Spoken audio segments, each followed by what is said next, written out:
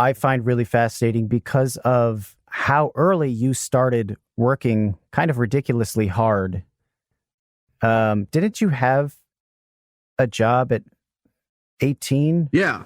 Yes, when I was 18, I started working at a Pitchfork as a intern. I was the second intern hired, and there was two interns, myself, this other guy, and then like two people working there. And we were basically in charge of filming and editing every single piece of content. And even there, like I really liked it because I was really into music at the time. I mean, I still am, but like I had a huge thing for music. Like I always wanted to be a musician. Actually, fun story that most people don't know.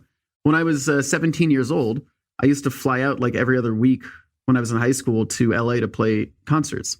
And that was really fun. What was the music? What did you play? I don't know anything about that. Yeah. So when I was in high school, like everyone has a high school band, and I was in a band called the Hools, like ghouls without a G. We did pretty well for like a high school band. Wait, why the Hools like ghouls? What does that mean?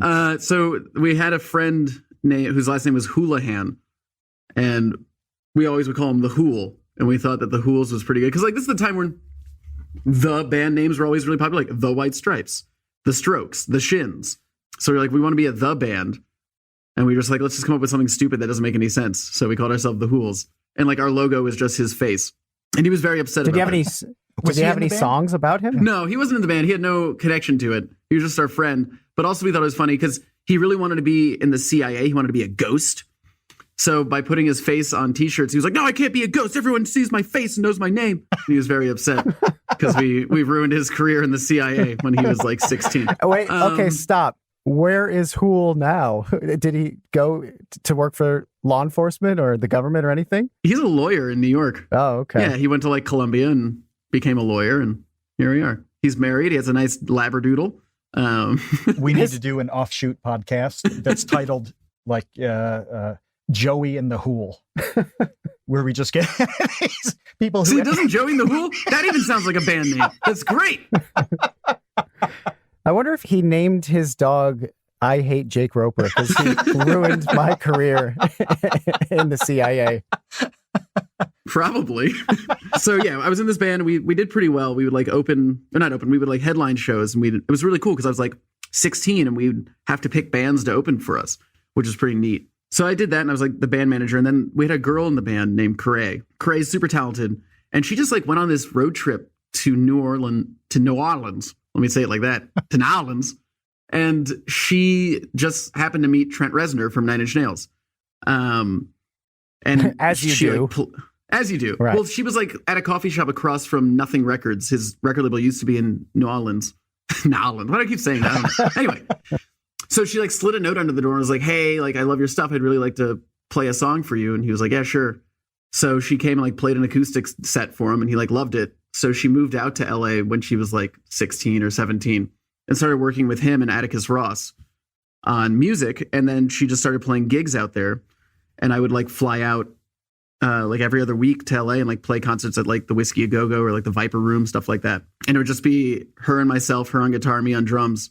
And we'd just be like playing these shows at like 17 years old. It was pretty cool. Did you ever meet Trent Reznor? Yeah, he was nice. That was the thing that made me like really excited because like Trent would be in the audience, like other bands like Icarus Line and stuff would be there, and they'd always be like, oh, your drumming's pretty good. And I'd be like, oh my gosh, thank you so much. That's like the nicest thing I've ever heard in my life. So I wanted to do music. So my plan was to get into CalArts and then like study film there and then also do music. So I remember like I would go out to LA and like Craig's like, oh, I found this like house for us. Like, here's your room, blah, blah, blah. I was like, oh, sweet. And then I didn't get into CalArts. It was the only college I didn't get into. And I still wanted to go to college. I didn't want to basically have to put my entire future in the hands of my friend Corey. So I was like, okay, I'm going to have to put the music to the side for a bit and go to New York where I got into college. And that ended my music career. Parents didn't mind any of this at such a young age, just flying to LA to play clubs? No, they thought it was pretty cool. That's amazing. Yeah, I don't think that I would have had that same experience. Well, it was like, so for me, I think they just knew how excited I was about it. And like my teachers and stuff were all really chill with it because I'd have to like miss school for a few days every couple of weeks. But I just remember the first show we played was at the Whiskey A Go-Go, you know, right on, it's on Sunset. And like, we didn't have a drum set and we couldn't afford to rent a drum set. So we like hit up some connects, and the drum set I played on for the very first show was Jimmy Eat World's drum set.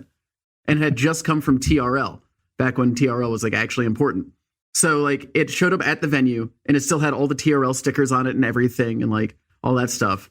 And I was like, this is so cool. I'm playing like Jimmy Eat World's drum set for this show at the Whiskey A Go Go. I'm 17. Did you sniff the drum set to get a whiff of Carson Daly?